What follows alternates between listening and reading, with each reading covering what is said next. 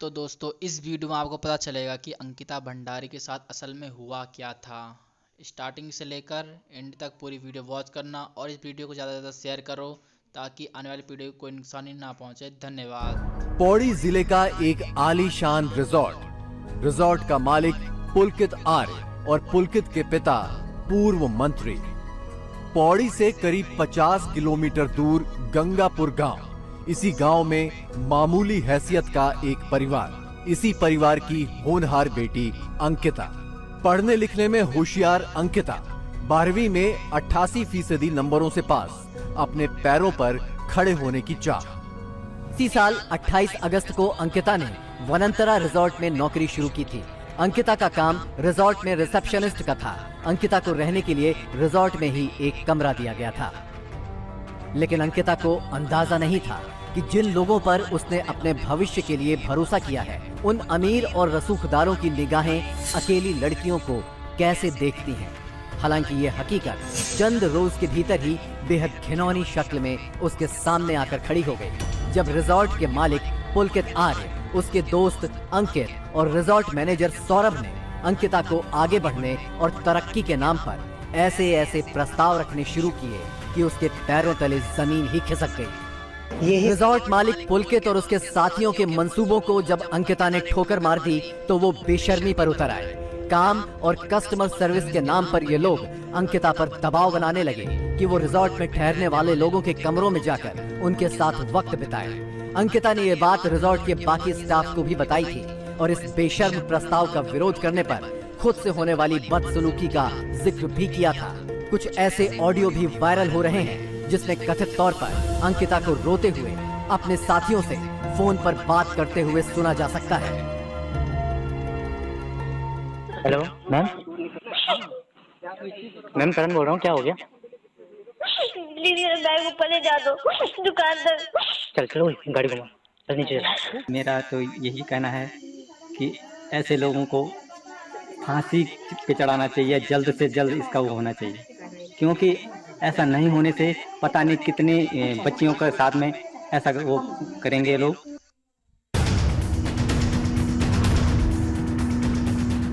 अंकिता के सामने ये तो साफ हो चुका था कि वो इस जगह पर काम नहीं कर पाएगी। वो इस घिनौने चक्रव्यूह से बाहर निकलने का मन बना चुकी थी, लेकिन रिजॉर्ट मालिक पुलकित और उसके साथियों को जैसे ही इसकी भनक लगी, इन लोगों ने भी अंकिता के लिए कुछ सोच लिया। ये जो भी था बेहद खौफनाक था। अंकिता के परिवार को इसका जरा भी अंदाजा नहीं था कि उनकी बेटी किन हालात से गुजर रही है। वो फोन पर उससे बात करते तो सब कुछ सामान्य लगता, लेकिन 18 सितंबर को जब बेटी से बात नहीं हुई तो परिवार बेचैन हो गया। सुनिए अंकिता की मां किस कदर अपनी बेटी के लिए परेशान थी। ये तब की बात है जब पिता बेटी की तलाश में रिजॉर्ट पहुंचे, लेकिन अंकिता वहां नहीं मिली। जब मैंने इस मैनेजर को फ़ोन किया, जब हमें पता चला कि हमारी बेटी वहाँ नहीं है, तो मैंने इसको फ़ोन किया। मैंने कहा तुमने हमको बताया क्यों नहीं कि मेरी बेटी लापता हो गई, तुमने हमें फ़ोन तो करना चाहिए था। तो कहने लगा कि मैंने कहा फ़ोन पुलिस में भी तुमने कंप्लेंट लिखाई? बोला हाँ लिखा रखी है, अभी पता चल जाएगा, तभी पता चल जाएगा। हमें बेवकूफ़ बनाता रहा, कुछ नहीं बताया इसने हमको। फिर बेटी की तलाश में पिता वीरेंद्र सिंह 19 सितंबर को ही पौड़ी पहुंच गए थे। उत्तराखंड के दूर दराज के इलाकों में राजस्व थाने का सिस्टम अंग्रेजों के समय से है, जिसकी जिम्मेदारी पटवारी के पास होती है। इन थानों में भी FIR दर्ज की जाती है, मामलों की जांच होती है और आरोपियों को गिरफ्तार करने का अधिकार होता है। लेकिन एक गरीब परिवार जब इंसाफ की तलाश में निकलता है तो पटवारी की हैसियत भी खुदा से ज्यादा हो जाती है। अंकिता की गुमशुदगी की रिपोर्ट दर्ज करना तो दूर, पटवारी ने पिता के सामने ही बेटी पर मनमाने आरोप लगाकर थाने से ही मामला रफा दफा कर दिया। अफसरों ने सुनिए एक दिन पहले अंकिता के पिता का ये बयान।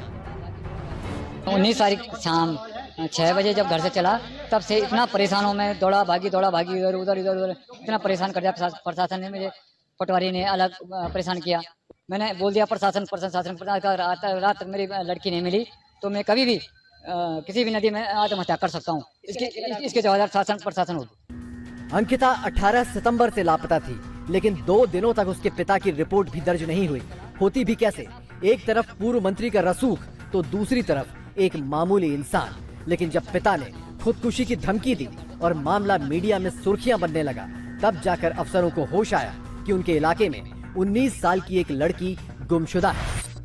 पौड़ी के एसएसपी कह रहे हैं कि उन्होंने 24 घंटे में कार्रवाई कर दी, लेकिन इसके पहले 48 घंटे तक वो हाथ पर हाथ रखकर क्यों बैठे रहे?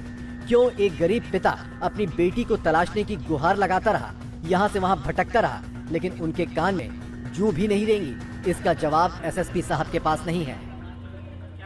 नहीं, देखिए, पुलिस के पार्ट में तो कोई देरी नहीं हुई है। हमको जिसे लगभग परसों हमको 11:30 बजे सुबह विवेचना प्राप्त हुई थी और तत्काल हमने टीमें बना दी थी और उसके बाद शाम को हमने इनको पूछताछ के लिए बुला भी लिया था और रात को हमने इनकी गिरफ्तारी भी कर ली थी। तो लगभग 24 घंटे से पहले हमने जो है इस केस को वर्कआउट कर दिया था और तीनों को गिरफ्तार कर दिया था। तो पुलिस के पार्ट में तो कोई कमी नहीं। अपराध की तहकीकात आरोपियों के रसूख के आधार पर कैसे तय होती है? अंकिता केस इसका जीता जागता नमूना है। एक नेता और रसूखदार आरोपी पर हाथ तब डाला गया जब उसके भी ऊपर के लोगों की हरी झंडी मिल गई। पुलिस ने आनन फानन में नेता के बेटे पुलकित समेत तीनों आरोपियों को गिरफ्तार कर लिया, तो प्रशासन ने भी सख्ती का संदेश देने के लिए रातों रात रिजॉर्ट पर बुलडोजर चला दिया और पटवारी पर गाज गिराकर ये संदेश भी दे दिया गया कि अब इंसाफ होगा। लेकिन ये सारी कवायद अंकिता के लिए अब बेमानी हो चुकी थी, क्योंकि वो तब तक दुनिया छोड़ चुकी थी। पुलकित समेत तीनों आरोपियों ने पुलिस के सामने कबूल कर लिया कि उन लोगों ने अंकिता को 18 सितंबर की रात ही मौत के घाट उतार दिया था। पुलिस के मुताबिक 18 सितंबर को जो हुआ वो ये है। 18 सितंबर की शाम को पुलकित और अंकिता में बहस हुई। साजिश के तहत पुलकित और उसके दोस्तों ने अंकिता को घूमने के लिए ऋषिकेश ले जाने की बात कही। सभी लोग बैराज होते हुए एम्स के पास पहुंचे।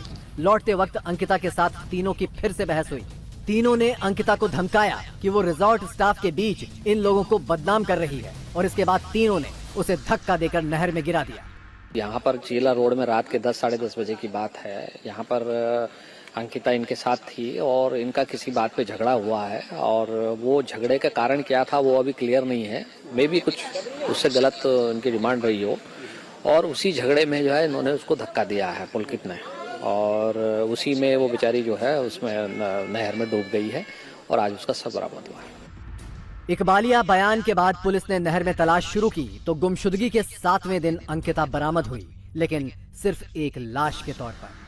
सबसे पहले आपने देखा था, कैसे आप लोगों को क्या अंदाजा लगा? जी, हमें पहले फोटो दिखाई गई थी कल कि जीन्स और टॉप पहना है, तो हमें उस पे कि महिला का शव मिला है, तो हमने रिकवर जैसे ही हमें पता लगा कि महिला है तो हमें पहले अंदाजा नहीं था कि उसी का ही है, उनका पुराना है। लेकिन रिकवर करने के बाद जब परिजन आए तो उन्होंने ये घोषित करा कि हाँ वही है।